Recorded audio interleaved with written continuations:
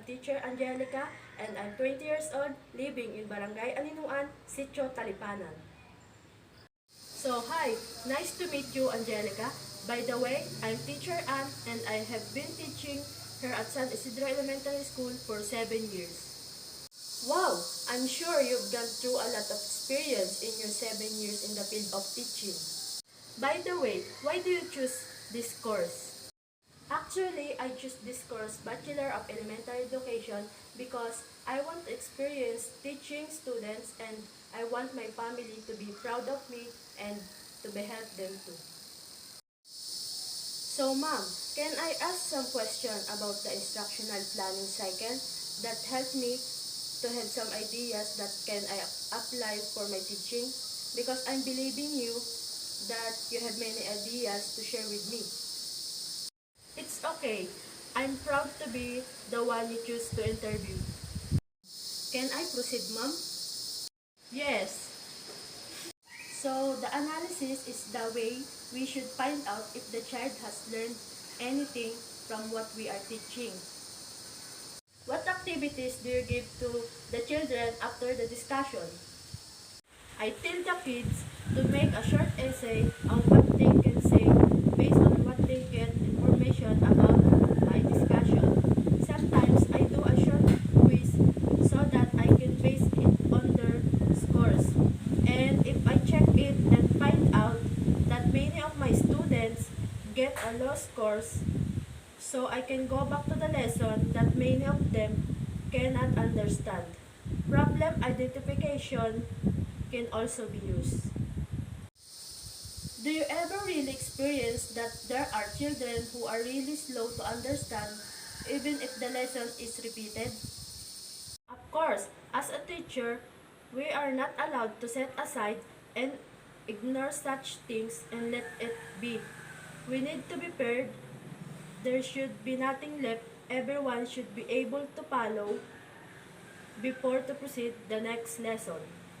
Thank you, ma'am. My next question, ma'am, is about design. How do you decide which materials or design is you going to put inside the classroom? In designing the classroom, you need to be careful. Of course, find out what the children needs. The ones you know will help them because there are children who base them on what they see to learn. Like for example, reading materials A, B, C, D, when they see that they can read sometimes, like numbers, they can count. You should know if it required for all children. Maybe there is a child who is not allowed in your design or doesn't like what you designed. So always remember, as a teacher, we should all know about the child. Just seconds after washing, ang germs. Balik sa kamay. Balik sa kamay. Switch to Safeguard. Not only removes germs, but helps protect even after wash. Protected, protected, protected longer. Basta Safeguard, safe.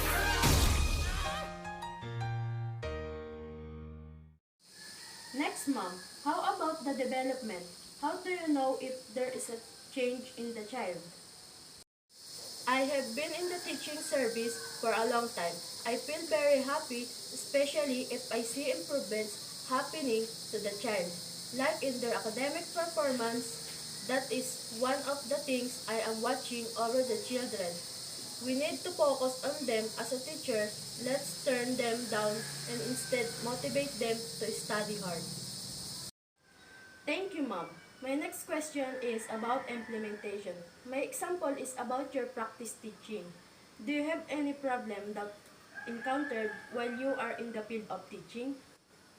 Of course, there is a mixture of excitement and innovation because there are other co-teachers that you meet. Finger and clover, they go together. Finger and clover, my love affair. Kasama sa office, sa work o sa good times. Kasalo ang best friends wherever you are. At laging good to share sa lover ng clover. Lahat sisimutin, sarap ay uubusin. Lover ng clover.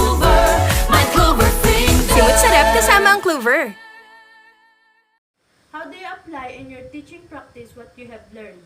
Did you have any techniques that have been made so that you can enjoy teaching more? Of course, I put more of my efforts in the field of teaching. Excitement and nervousness mix in front of the child. Excited because I able to share my knowledge. And the last, ma'am, is about the evaluation. Here we are in the last part. Isn't it in the evaluation that you will know the result of your practice teaching? Maybe the children will rate and give feedback according to your teaching. I can only say, let the child appreciate you. You don't have to threaten or anything. It is better for the child to prove that they have learned something from you. The important thing is to see that everything you teach, they can apply to themselves. Thank you, ma'am, for your time. I will apply that to my teaching. You're welcome. I hope I have helped you a lot.